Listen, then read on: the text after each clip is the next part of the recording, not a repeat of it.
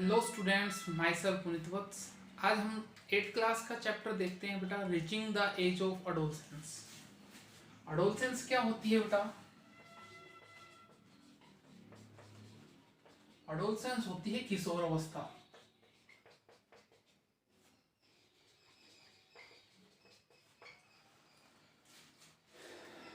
जो टीनेज जिसको बोला गया है बेटा, 13 से लेके 19 तक, ये एज है, ये किशोर अवस्था के दौरान ही आती है।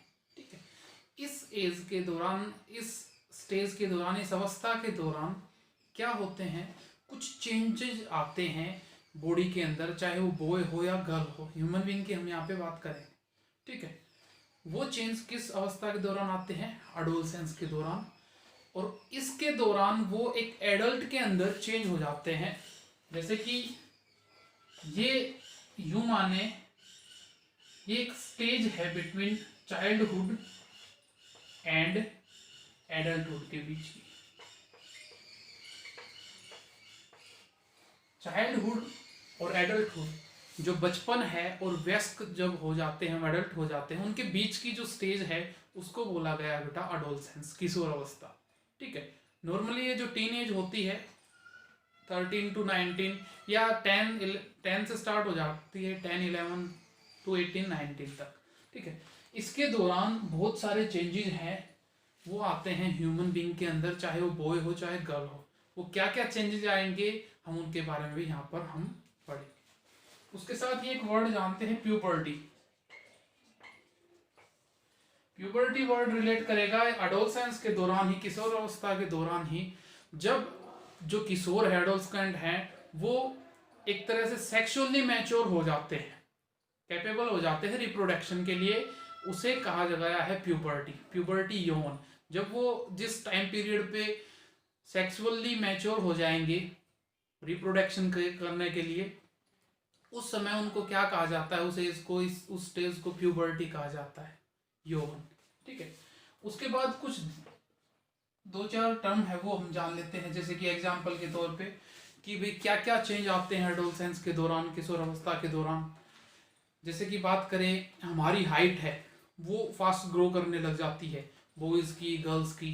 ठीक है, बॉयज़ के जो शोल्डर है ये ब्रोडन हो जाते हैं, चेस्ट है वाइड हो जाती है, एक तरह से शरीर है वो पूरा चौड़ाई उसकी ज़्यादा हो जाती है, मसल्स है वो एक तरह से गेन हो जाती हैं, ग्रो कर जाती हैं। ठीक है, वॉइस है वो थोड़ी डीपर हो जाती है। ठीक है, वो किसके कारण से है? जो चेंजेस आए हैं एडोलसेंस के दौरान, एडोलसेंट के अंदर, किशोर के अंदर, उनके कारण से। गर्ल्स के अंदर क्या होगा? जो ब्रेस्ट साइज है वो इंक्रीज हो जाता है। ठीक है, पेल्विक रीजन है वो ग्रो कर जाता है, वाइडन हो जाता है। बात करें अगर, मसल मास है वो ज़्यादा बढ़ जाता है। ठीक है, उसकी, उनकी जो साउंड है, आवाज़ है, वो क्या हो जाती है? थोड़ी हाईली पिच हो जाती है, श्रिलनेस उसके अंदर ज़्यादा आ जाती है। तो ये कुछ चेंजेज आते हैं एडोलसेंस के दौरान, इनको हम जानते हैं 1 by 1। सबसे पहले अगर हम बात करें हाइट के फैक्टर की, अगर बात करें बॉयज की और गर्ल्स की, तो स्टार्टिंग में जब जैसे कि वो 10-11 की एज तक पहुंच जाते हैं, तब गर्ल्स की हाइट है वो फास्ट ग्रो करती है, जल्दी बढ़ती है। बॉयज की धीरे धीरे, ग्रेजुअली धीरे धीरे बढ़ती है। ठीक है, लेकिन गर्ल्स की एक 16 या यूँ कहे 17 ईयर्स के ऊपर वो लगभग 100% के करीब हाइट है वो पहुंच जाती है। और बॉयज़ की हाइट है वो धीरे धीरे बढ़ती है, लेकिन 18-19 ईयर्स तक वो चलती रहती है, वो ग्रो करते रहते हैं, उनकी हाइट बढ़ती रहती है। तो अगर इनिशियली जो फास्ट ग्रो है उनकी हाइट का, वो तो गर्ल्स के अंदर होता है, लेकिन जो लगातार चलता है, लंबे समय तक चलता है, लॉन्ग पीरियड तक चलता है, वो चलता है बॉयज़ के अंदर। ठीक है बेटा, नेक्स्ट हम जानते हैं यहाँ पर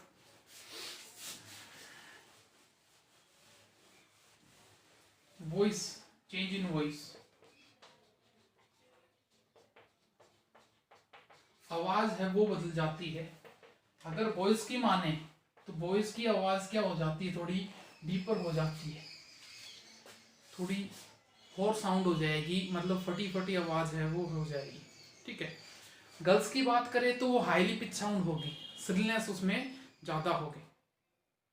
ठीक है बेटा, उसके बाद अगर हम बात करें यहाँ पर उनके शेप की बात कर लेते हैं, शेप एंड अपीयरेंस। वैसे तो मैंने बता दिया आपको,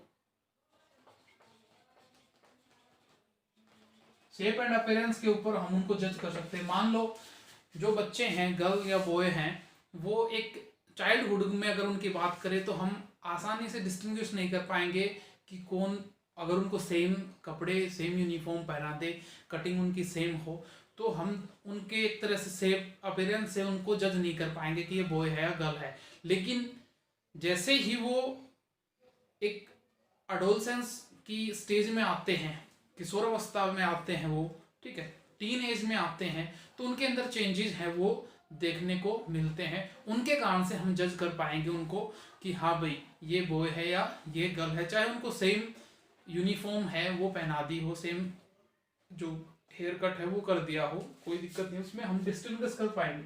अगर बात करें जैसे कि शेप में, तो बॉयज के अंदर जो मैंने पहले बताया था अभी, जो शोल्डर रीजन है ये थोड़ा ब्रोडन हो जाता है, चौड़ा हो जाता है, चेस्ट है वो ज़्यादा हो जाती है, मसल मास ज़्यादा हो जाता है, ठीक है, हाइट ग्रो कर रही है वो तो ठीक है।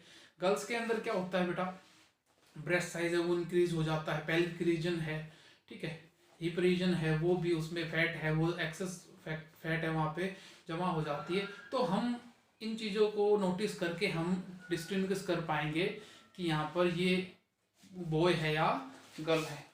उसके आगे अगर हम बात करें,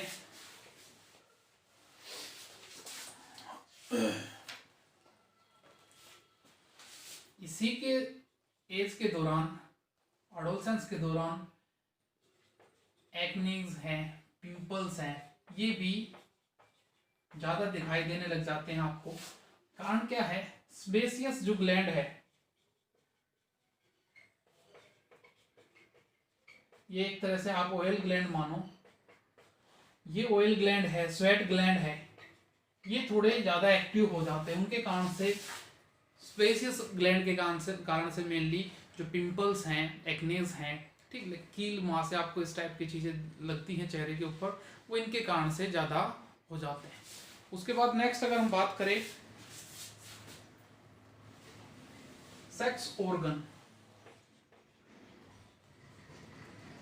इनके अंदर डेवलपमेंट है।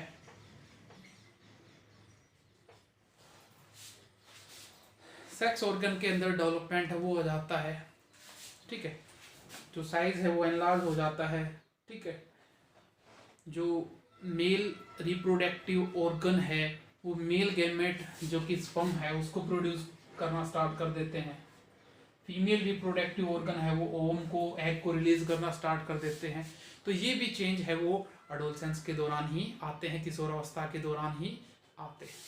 उसके आगे अगर बात करें हार्मोनल चेंज के कारण से इसी एज के दौरान एक तरह से जो इंटेलेक्चुअल, मेंटल, ठीक है, मूड स्विंग, इस टाइप की चीज़ें हैं वो ज़्यादा होती रहती है, इमोशन, ठीक है, इस एज के अंदर वो आके वो बच्चे हैं भावनाओं में बह जाते हैं, ठीक है, इमोशनल हो जाते हैं जल्दी से, मूड उनका फास्ट स्विंग करता है, ठीक है, कोई चीज़ अच्छी लगेगी वो ज़्यादा अच्छी लगेगी, जो नहीं लगेगी वो पूरी लगेगी ज़्यादा, ठीक है, वो मतलब उनका मूड है वो स्विंग होता रहता है, बार बार चेंज होता रहता है इस एज के दौरान। तो ये कुछ मेन फैक्टर थे जो एडोलसेंस के दौरान हमें देखने को मिलते हैं।